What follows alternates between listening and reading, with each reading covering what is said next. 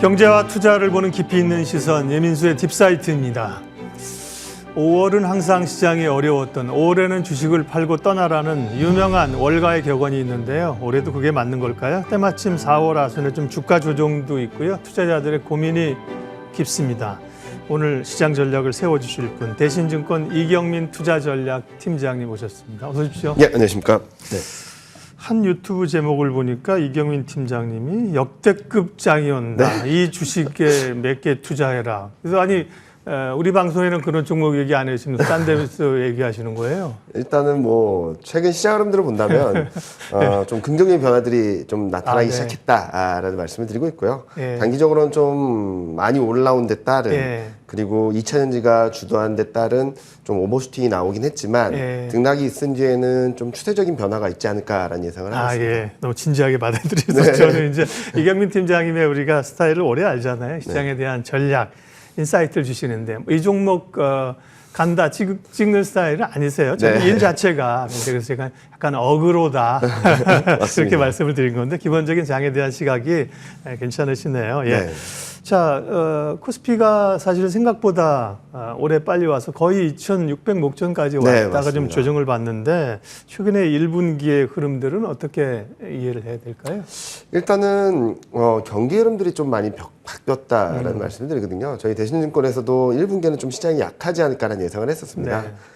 그런데 몇 가지가 변했던 게 저희가 예상했던 작년 11월, 12월만 하더라도 중국 경기 저점은 올해 1분기, 미국하고 유럽 경기 저점은 올해 2분기 또는 3분기 정도로 예상이 됐거든요. 네. 그렇기 때문에 상반기에 경기가 많이 안 좋아질 수 있다는 시그널들이 있었는데 자, 1분기를 지나고 보니까 중국은 작년 4분기가 경기 저점인 거 확인됐고요. 네. 그리고 미국하고 유럽은 경기가 좀 안 좋아지는 그림들이 좀 천천히 좀 더뎌지면서 경기 저점이 올해 3분기 또는 4분기로 예상이 되고 있는 상황이거든요.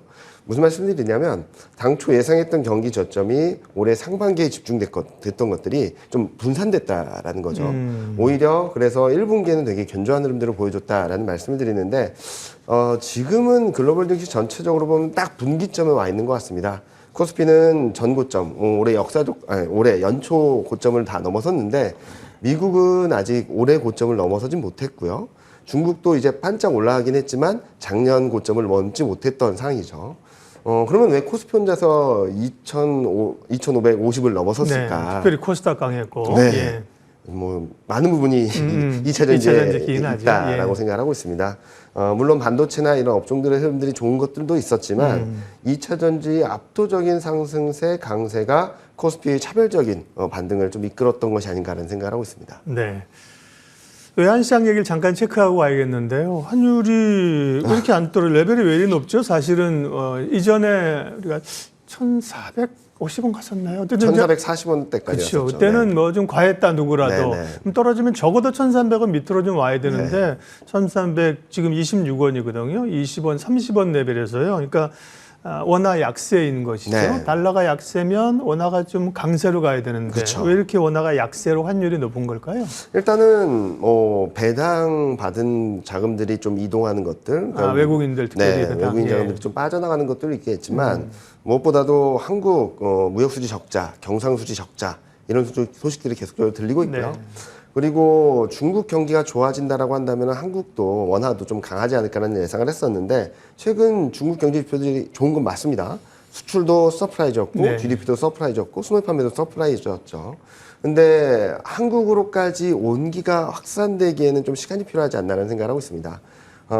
그리고 반도체 업황이 턴어라운드 할 수 있다는 보고는 있지만 아직까지 확실한 개선세가 나타날지도 좀 확인해야 될 시점이고요. 전반적으로 한국 경기가 아직까지 회복 기미를 보이지 못하고 있다라는 걱정들이 원화를 좀 발목을 잡고 있는 것이 아닌가라는 생각을 하고 있고요. 네. 당분간은 좀 이런 흐름들이 좀 이어질 수 있다라고 생각을 하고 있습니다. 일단은 최근 외국인 수급을 본다고 한다면 좀 매수 우위를 보이는 듯 하지만 시장 전반적으로는 좀 특히 2차전지 중심으로는 좀 매도하는 모습들을 보여주고 있고요. 그리고 글로벌 금융시장 전반적으로 변곡점에 와 있는 상황에서 여기서 더 좋은 그림을 보여주기보다는 단기적으로 좀 출렁일 수 있다라고 생각하거든요. 다만 환율은 이제 뭐 이전처럼 막 불안한 국면으로 쪽으로 가는 실체가 있는 원화 약세는 아니잖아요. 네. 레벨 자체는 높지만 네. 그렇다고 하면 뭐 변동성은 있겠지만 오히려 수출 기업들에게는 또 도움이 될 수도 있겠어요. 네, 수출 기업들의 도움이 될 수도 있고 네. 그리고 저희는 하반기로 가면 갈수록 예. 원화가 좀 강하지 않을까라는 네. 말씀을 드리고 있거든요. 예. 지금은 최악의 상황이다라는 것들이 좀 원화에도 시장에도 좀 녹아들어 있다라고 네. 생각하는데 무슨 말씀을 드리냐면 원달러율 좀 더 올라갈 수는 있습니다. 그렇지만 그런 흐름들이 아마 정점을 통과하는 시그널이 아닐까라는 생각을 하고 있고 네. 이제 하반기로 가면 갈수록 미국과 유럽 경기는 안 좋아지고 있는데 중국의 경기 힘입어서 그리고 반도체 업황 턴어라운드에 힘입어서 한국 경기는 아마 2분기가 저점일 가능성이 높거든요. 이런 그림들을 본다면 원화가 좀 원화가 아직까지는 좀 불안정하다 하더라도 이게 아마 정점이지 않을까. 하반기로 가면 갈수록 상대적인 원화 강세가 나타나면서 조금 더 좋은 그림들을 만들어줄 수 있지 않을까라는 예상을 하고 있습니다. 예. 그러면 이제 5월엔 주식을 팔고 떠나라는 격언이 올해는 네. 어떻게 될 것인가? 이게 사실은 비논리적이잖아요. 5월 되면 무조건 팔아라, 그죠? 네. 그렇게 투자하면 뭐 못할 사람이 어디 있겠어요. 근데 그렇게 생각하면 올해 또 약하더라고 실제로. 맞습니다. 네. 그래서 올해는 오리올 흐름이 어떨 것 같습니다. 일단은 5월달 통계를 보면 2010년 이후 5월 네. 수익률이나 상승 확률을 보면 1년 중에 꼴찌인 건 맞습니다. 예. 상승 수익률도 마이너스고요, 평균적으로. 상승 확률도 38%밖에 안 돼가지고 좀 5월 계절성은 어느 정도 통계적으로는 의미가 있다라고 말씀을 드릴 네. 수 있을 것 같아요. 그런데 5월 달마다 되게 아이러니했던 것은 2010년 이후 금융위기 이후를 보면은 실적 전망이 전반적으로 하향 조정되는 사이클이다 보니까 약했던 거라고 볼 수 있겠고 5월 달에 상승을 했던 38%의 확률을 보면은 실적 전망치가 턴어라운드 한다거나 예. 실적 전망치가 좀 바닥을 잡는 그림이 나왔을 때는 올해는 덜 약했다라고 볼 수 있겠거든요. 그래서 아마 1분기 실적 시즌 이후 실적 흐름들이 어떻게 변하는지가 첫 번째 키포인트라고 생각하고 있고 두 번째로는 재밌는 통계 중에 하나는 1월부터 4월까지 수익률이 상승이었을 때 5월 달에 셀인메이 흐름들이 있다 하더라도 연말까지는 좋은 그림들이 나타났었거든요. 네. 자, 그러면은 5월 달에 흔들린다, 셀인메이로 인해서 흔들린다라고 하면은 저는 사야 될 기회다라고 생각하고 있습니다. 특히 실적 측면에서만 놓고 본다면 아마 1분기 실적 시즌이 지나면서는 실적 흐름들이 조금 바닥을 잡지 않을까라는 생각을 하고 있고요. 순이익적인 측면에서는 올해 1분기가 가장 낮은 레벨입니다. 이렇게 봤을 때는 이제 2분기, 3분기, 4분기 그러니까 우상향하는 실적 전망이 올라가는 그림들이 나타나고 있다는 측면에서 저는 만약에 5월 달에 크게 흔들린다라고 했을 때는 사자라는 말씀을 드리고 싶습니다. 이제 우리가 1월 효과라고 하는 게 있잖아요. 네. 이제 어떤 수급이나 이런 요인들 혹은 중소형주가 강한 게 1월 효과는 검증이 어느 정도 됐고요. 5월 효과는 5월의 약세 효과인데 그게 왜 5월에 약할까 말씀하신 것처럼 1분기 실적들이 네. 좀 나오고 네. 대체적으로 그죠? 그런 부담들이 있을 수 있겠네요. 그럼 좀 정리해 보면요. 뭐 5월은 기회가 될 수 있다면 전반적인 시장의 비율 자체를 올해 그러면 1분기 굉장히 생각보다 강했다. 네. 예. 그러면 조정을 매수로 이제 오리올을 살게라고 하면 하반기를 이쪽으로 보시는 거예요? 7, 8월 달까지 지금 레벨보다 훨씬 더 높은 레벨까지 갈 수 있다라는 네. 말씀을 드리고 있어요. 그러니까 좀 경기 흐름들이 좀 엇갈렸다 말씀을 드렸지 아까 않습니까? 말씀하셨죠. 예, 예. 그런데 미국하고 유럽 경기가 천천히 둔화되고 있습니다. 이 와중에 2분기, 3분기 중에는 중국 경기가 올라와 줄 거고요. 네. 그리고 반도체 업황이나 실적도 이제 2분기, 뭐 1분기든 2분기든 저점으로 3분기부터는 개선되는 그림들을 보여줄 거고. 그렇겠죠. 그렇게 본다면은 미국 경기가 유럽 경기가 둔화되는 사이클에서 한 번의 기회가 중국 그리고 반도체 이 두 가지가 좋아지게 된다면 한국 수출 개선 요 세 가지 변수로 좀 한 단계 레벨업 될 수 있는 기회가 있지 않을까라는 말씀을 드리고 있습니다. 그러면 이제 지금 뭐 수정을 하셨거나 이제 올해 뭐 저희 자리에 숫자를 여쭤볼 수밖에 네, 없습니다. 코스피 기준으로 해서 상하단 밴드 폭은 지금 이제 어떻게 변화가 된 건가요? 일단은 하단은 2,300선 초중반 네. 그렇게 보는데 저는 지금 상황에서는 2,400선 때부터 사들어가자라는 네, 네. 말씀을 드리고 있고요. 3분기 그러니까 7, 8월쯤에는 2,700선 정도까지도 열릴 수 있다라는 말씀을 드리고 있어서 지금은 단기 조정이 있다 하더라도 매수 기회로 삼자라는 말씀을 드리고 싶습니다. 예. 자, 섹터 얘기를 좀 할 텐데, 뭐 섹터 얘기라고보다 2차 전지 얘기입니다. 사실 아까 모두에 말씀드린 것처럼 이경민 팀장님은 종목을 보거나 섹터를 리서치 하시는 분이라 시장 전반적인 네. 전략을 주시는 우리가 전략가, 스트래티지스트인데요. 그래서 이제 2차 전지가 좋으냐 안 좋으냐 이런 것보다도 뭐 굉장히 강했던 것만은 이제 팩트잖아요. 네, 그죠? 맞습니다. 그럼 2차 전지의 흐름들이 계속 갈 수 있을까? 또 이제 혹은 이제 조정을 받을까? 그랬을 때 시장의 2차 전지 포션에 따른 변동에 따른 주가 흐름에 따른 전체 시장의 영향을 어떻게 읽어야 될까요?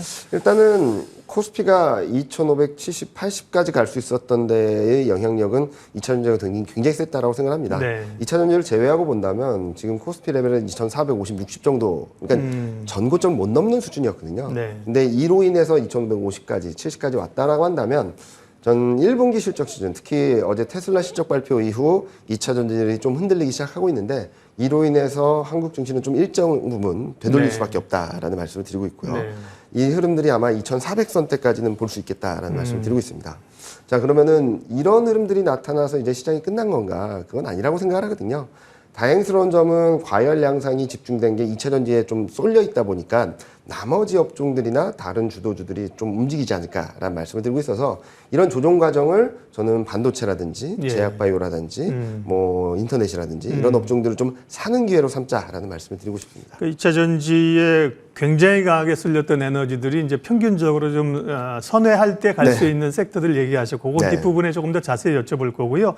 어쨌든 2차 전지 전체에 대해서도 뭐 밸류나 이런 쏠림 현상은 강하지만 2차 전지는 예를 들면 뭐 이제 끝났다, 뭐 올해 힘들다, 그건 아니신 거죠. 네, 그건 기본적인 아닙니다. 뷰는 좋으신 거죠. 네. 2차 전지도. 저희도 작년부터 말씀드렸던 추천 업종, 유망 업종 중에 2차 전지가 들어있었거든요. 예. 특히 2차 전지 소재가 좀 더 낫다라는 말씀을 드렸었는데 지금 시점에서는 2차 전지 소재가 워낙 많이 오른 데 따라서 네. 과열 부담, 밸류에이션 부담이 있다 보니까 예. 저희는 지금 현재 시점에서 조정이 있다면 대형주들을 좀 사자라는 말씀을 드리고 싶습니다. 그런 거 좋더라고요. 이제 워낙 전략을 오래 하셨고 뭐 저희도 자료를 봅니다만 최근에 이제 팀 내서 같이 협업을 하셔갖고 자료 같은 경우도 네, 전략도 쓰시고 섹터도 내고 네, 같이 맞습니다. 이렇게 후배들이죠. 이렇게 같이 네. 협업을 하시니까 되게 좋아 보이더라고요. 아, 감사합니다. 네.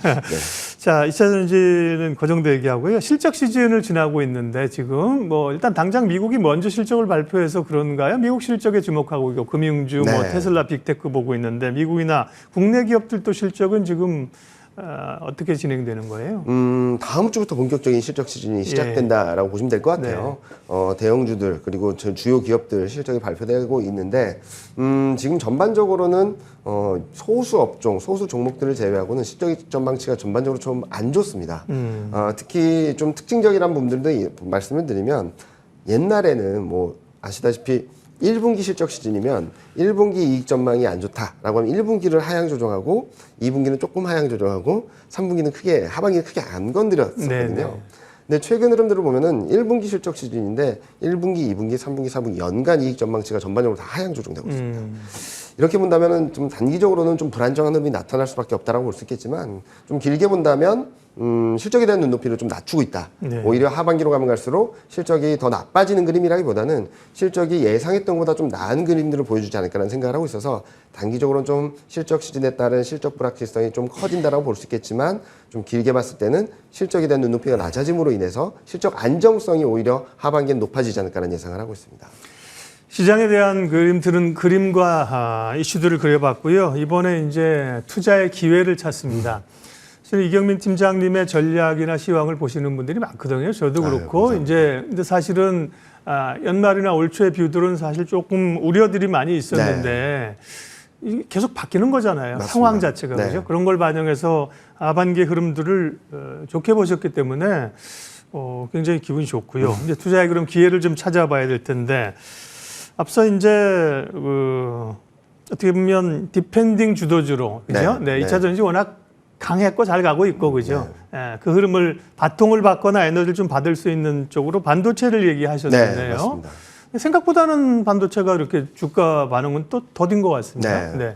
일단은 논란이 있는 거죠. 예. 1분기가 저점이냐, 2분기가 저점이냐, 2분기가 더 나빠지는 거 아니냐라는 걱정들을 하고 있는데 저희 대신증권에서는 1분기 실적을 저점으로 좀 개선되는 그림들을 말씀을 드리고 있고 네. 그리고 이번에도 감산 계획이 발표됐지 않습니까? 예. 이렇게 본다면 반도체는 시간은 걸릴 수 있어도 하반기로 가면 갈수록 좋아지는 그림이 나타날 거다라는 말씀을 드릴 수 있겠죠. 지금까지 시장 흐름들을 본다면 우하향이었습니다. 실적도 경기도 수출도. 그런데 아마 상반기를 저점으로 저희는 우상향하는 방향성이 바뀐다라는 말씀을 드리고 있거든요. 그렇게 봤을 때는 저는 반도체 좀 담아놓으셔도 크게 무리가 없다. 혹시 흔들린다면 더 담자라는 말씀을 드리고 있는데요. 1분기가 저점이냐 2분기가 저점이냐 논란은 아직까지 있습니다. 그리고 이제 4월 말이 되면 컨퍼런스 콜에서 감산에 대한 계획이 좀 더 구체적으로 나온다거나 거기에 따른 기대감이 조정할 수 있겠죠. 그렇지만 결국에는 어떻게 됐든 저점을 잡고 이제 하반기부터는 실적이 올라간다라는 그림이거든요. 그래서 저는 지금 시점에서는 반도체에 있어서는 좀 방향성 투자라는 그쪽으로 좀 말씀을 드리고 있고요. 등락이 있다면 좀 더 담아가는 전략을 추천드리고 있습니다.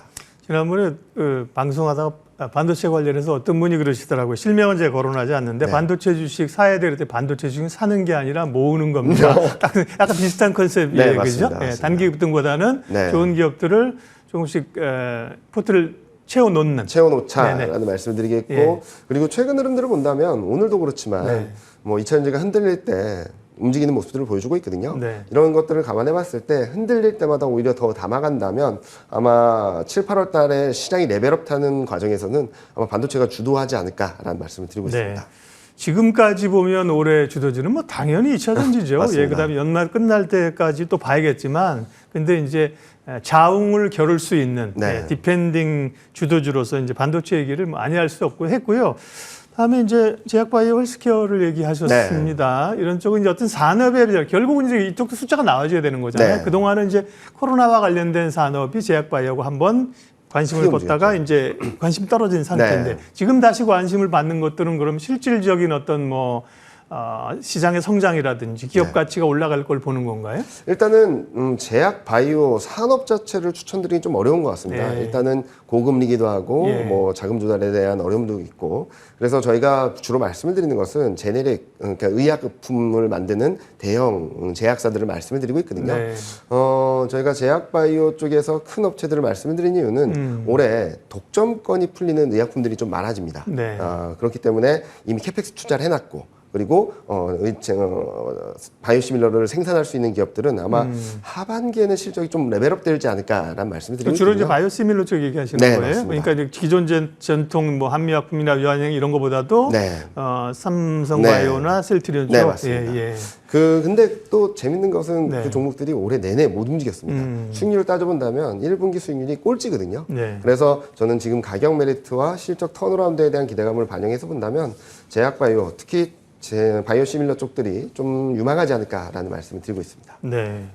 그러니까 제약바이오는 산업 전체적인 어떤 분모보다는 거죠. 네, 맞습니다. 예. 그 안에서의 특정화된 구조 변화에 따른 네. 거죠. 그게 이제 신약들이 그 특허가 끝나는 기간이 있으니까 네, 맞습니다. 예. 관심을 가질 필요가 있다는 거고요. 그러니까 반도체, 제약바이오, 그다음에 약간 인터넷 언급을 하셔갖고 네. 그 얘기 뭐 딱 듣고 저희가 또 궁금한 게 있으면 인터넷으로 언급하신 거는 어떤 카테고리예요? 일단은 플랫폼 기업들이 뭐 아직까지 바닥권에서 등락을 보이고 있는데 네.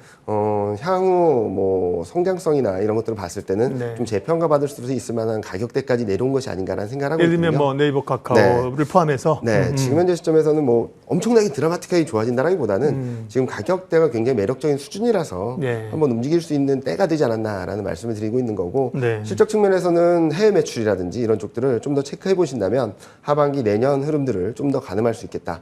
그나마 워낙 많이 내려온 데 따른 가격 메리트 그리고 밸류에이션을 재평가받을 수 있는 수준 한번 고민해 볼 시점이 아닌가라는 말씀을 드리고 있습니다. 2차 전지에 가려진 기회. 단어가 굉장히 좋네요. 네. 그죠? 예, 표현들이. 반도체가 가장 어떻게 보면 굵직하게, 그죠? 네. 예, 갈 수 있는 쪽이고, 제약바이오는 그 안에서의 섹터별, 모멘텀별.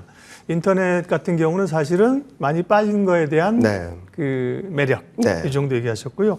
기타 좀 궁금한 거 여쭈면, 네. 아까 이제 디펜딩 주도주로서 예를 들면 저희가 언급하거나 제가 생각할 때 빠진 게 어쨌든 또 자동차 네. 쪽도 될 것 같은데 네. 자동차나 부품주는 어떻게 보세요? 자동차 부품주 같은 경우는 자동차 지금 포함해서 자동차 네. 플러스 부품주. 네. 지금 보면은 당분간 좀 더 올라갈 수 있는 룸은 있다라고 네. 생각하고 있습니다. 다만 하반기 미국하고 유럽 경기가 안 좋아지게 된다면 네. 어떤 흐름을 보여줄까라는 고민이 좀 필요하다라고 생각하거든요. 그래서 추가적인 반등 여력은 남았다라고 생각하고 있지만 하반기를 생각을 한다면 그렇게 세게 대응을 하기보다는 7, 8월 정도까지 한번 올라갈 수 있는 룸을 열어놓자 정도로 말씀을 드리고 있고요. 일단 자동차도 올해 1분기 굉장히 좋았습니다. 주가 흐름들이. 그래서 지금 막 뛰어들기보다는 최근 조정 보이고 있는데 예. 조정이 나온다면 트레이딩 관점에서 접근을 해도 괜찮겠다라는 말씀을 드리고 있고 하반기까지 열어놓고 본다면 저희는 완성차보다는 좀 부품주가 좀 낫지 않을까. 유럽, 미국 경기가 좀 악화되게 된다면 수요에 대한 부분들, 수출에 대한 부분들이 조금 슬로해질 수 있거든요. 네. 그런 부분들이 모멘텀이 좀 둔화된다는 측면에서 일정 부분 되돌림이 있을 거로 보고 있고요. 오히려 부품주들은 조금 더 상승 여력이 남아있지 않을까라는 예상을 하고 있습니다. 네. 이번 주에 이제 모 대형 증권사에서 자동차 산업 전망을 하면서 한국의 현대기아가 글로벌 1위가 될 수 있다. 네. 2026년이라고 언급했었나? 굉장히 저도- 대담한 전망을 네. 하셨더라고요. 저도 장기 전망으로 본다면 굉장히 좋은 그림을 예상을 하고 예. 있습니다. 특히 이제 어떻게 본다면 IRA 법안에서 제외가 됐다라는 것이 좀 피해가 되는 거 아니냐라는 예. 걱정을 할 수도 있겠지만 좀 타이밍상 아이러니하죠. 미국하고 유럽 경기, 특히 미국 경기가 안 좋아지는 상황에서 1,000만 원을 준다고 자동차를 엄청나게 사지는 않을 거라고 생각하거든요. 이런 공백기가 있은 뒤에 경기가 턴어라운드하는 과정에서 이연되었던 자동차 수요들이 내년 2025년에 들어오게 된다면 저는 이때 한번 자동차가 한번 움직이지 않을까라는 예상을 하고 있죠. 그래서 하반기에는 좀 슬로해질 수 있다 하더라도 좀 더 긴 호흡으로 본다면 굉장히 긍정적인 그림들을 열어놓을 수 있겠다라는 말씀드리고 있습니다. 네. 어제 그리고 이제 그 현대로템이 어제 급등을 했었습니다. 그래서 이제 현대로템을 포함해서 사실은 뭐 하나 에어로스페이스 이런 경우도 꾸준히 올라오고 네. 있고요. 방산이나 혹은 뭐 원전이나 약간 좀 비슷한 이유로 정책 네. 관련주라고 볼 수 정책 있거든요. 관련주. 네, 네. 이런 쪽은 사실 대응 어려워요. 현대로템 네. 같은 경우 어제 몇 퍼센트 올랐더라? 16% 종가네.